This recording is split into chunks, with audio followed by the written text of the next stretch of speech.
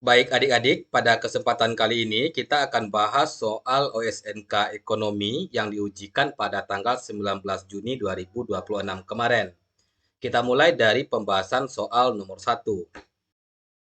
Perusahaan online menerima deposit dari pelanggan senilai 5 juta untuk pemesanan barang senilai 10 juta dengan sistem COD. Maka transaksi ini akan dicatat perusahaan dengan mendebit akun atau rekening kas dan mengkredit akun atau rekening apa adik-adik. Nah, yang perlu adik-adik pahami bahwa dalam akuntansi, setiap kali terjadi transaksi paling sedikit akan mempengaruhi dua rekening atau akun. Pada soal transaksi yang terjadi itu perusahaan menerima uang muka dari pelanggan sebesar 5 juta. Karena ada arus uang masuk, maka mempengaruhi kas perusahaan. Kas perusahaan menjadi bertambah nilainya sebesar 5 juta, dicatat di sebelah debit, sesuai dengan aturan debit kredit. Karena barangnya itu belum diberikan kepada pelanggan, maka ini menjadi kewajiban menjadi utang perusahaan untuk menyerahkan barangnya. Maka sebelum barang itu diserahkan, perusahaan akan mencatat sebagai utang. Utang perusahaan menjadi bertambah sebesar 5 juta. Utang kalau bertambah dicatat di sebelah kredit. Maka jurnal untuk soal nomor 1, kas pada utang.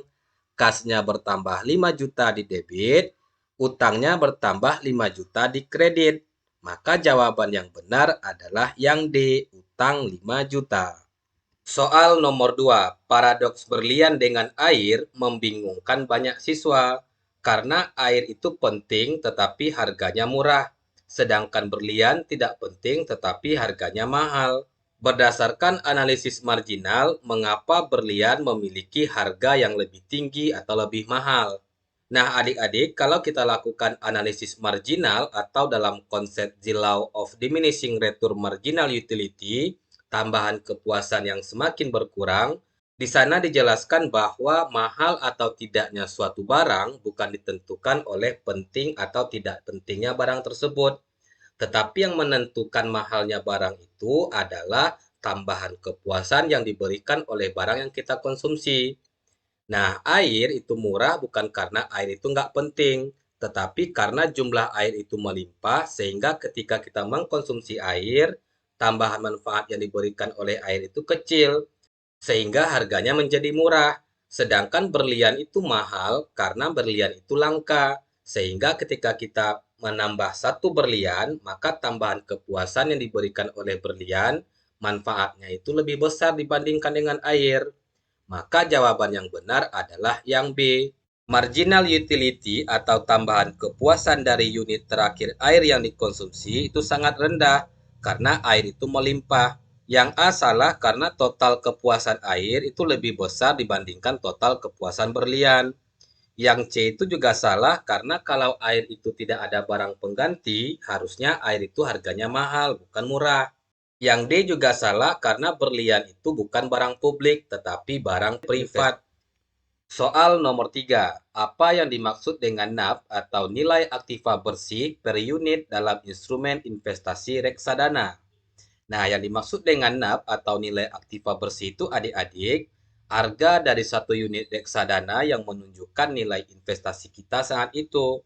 Misalnya kamu membeli reksadana dengan nilai aktiva bersihnya per unit itu 1.000. Lalu kamu beli 1.000 unit. Nah, nilai investasi kamu saat itu adalah 1.000 kali 1.000 sama dengan sejuta. Jadi setiap hari bursa itu adik-adik, manajer investasi akan menghitung nilai seluruh aset reksadana kita seperti saham, obligasi, atau deposito.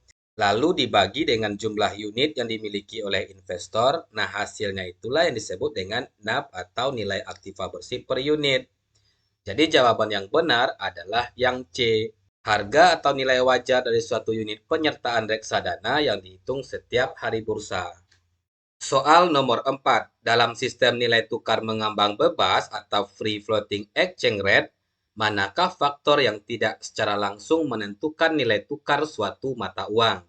Nah, adik-adik, dalam sistem nilai tukar mengambang bebas atau free floating exchange rate, Nilai mata uang itu ditentukan oleh permintaan dan penawaran uang di pasar valuta asing. Nah, itu dipengaruhi oleh berbagai faktor. Yang pertama itu karena perbedaan tingkat inflasi antar negara, yang kedua karena perbedaan suku bunga antar negara, dan yang ketiga neraca perdagangan, yang keempat ekspektasi pasar. Jadi yang tidak langsung mempengaruhi nilai tukar suatu mata uang itu adalah jumlah penduduk suatu negara. Jawaban yang C. Soal nomor 5. Seseorang memiliki pendapatan bersih 10 juta per bulan. Berdasarkan prinsip piramida perencanaan keuangan, manakah prioritas yang harus dipenuhi terlebih dahulu sebelum seseorang memutuskan untuk mulai berinvestasi di pasar saham? Yang A. Membeli aset mewah untuk meningkatkan nilai sosial. Nah, aset mewah itu bukan kebutuhan adik-adik, jadi bukan menjadi prioritas, tidak perlu dipenuhi terlebih dahulu. Jadi yang A itu jawabannya salah. Yang B, menyiapkan dana darurat dan memiliki asuransi dasar. Nah, ini menjadi prioritas adik-adik. Karena dana darurat itu sebagai perlindungan jika terjadi kehilangan pekerjaan atau kebutuhan mendadak. Sedangkan asuransi itu gunanya untuk perlindungan dari risiko besar adik-adik seperti sakit atau kehilangan pekerjaan.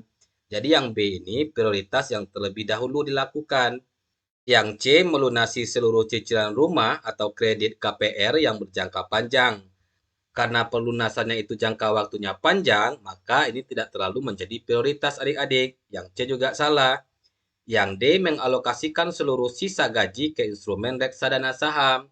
Nah, ini juga bukan menjadi prioritas karena kalau seluruhnya dialokasikan, terus kita mau makan apa? Kebutuhan dasar kita bagaimana membiayainya? Maka yang D juga salah. Yang E menunggu hingga usia mencapai 40 tahun agar lebih bijak. Yang E ini juga salah karena tidak harus menunggu usia 40 tahun agar seseorang itu menjadi bijak adik-adik. Maka jawaban yang benar adalah yang B. Jadi urutan dalam piramida perencanaan keuangan itu dimulai dari kebutuhan dasar atau pengeluaran rutin, perlindungan risiko, pengelolaan utang investasi, terus aset berisiko tinggi. Soal nomor 6. Sebuah perusahaan yang beroperasi di pasar persaingan sempurna memiliki fungsi biaya total TC sama dengan 50 tambah 2Q kuadrat. Jika harga pasar produk adalah 20, berapa tingkat output yang menghasilkan laba maksimum? Pada soal diketahui bahwa fungsi TC 50 ditambah 2Q kuadrat. Harganya 20. Ditanya berapa Q yang menghasilkan laba maksimum.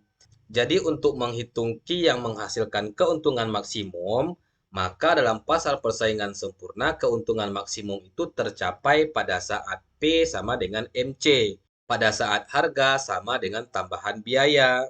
Nah, sekarang tinggal kita masukkan saja angkanya. P atau harga itu nilainya 20.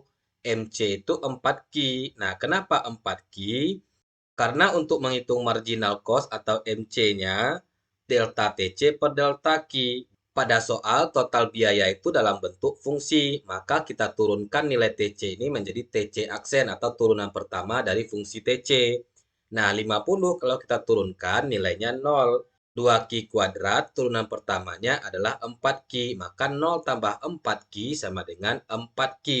Makanya MC itu nilainya 4Q. Sekarang kita bisa tentukan berapa output atau Q yang menghasilkan laba maksimum itu. Q sama dengan 20 dibagi dengan 4, maka Q sama dengan 5. Jawaban yang benar untuk soal nomor 6 adalah 5 unit.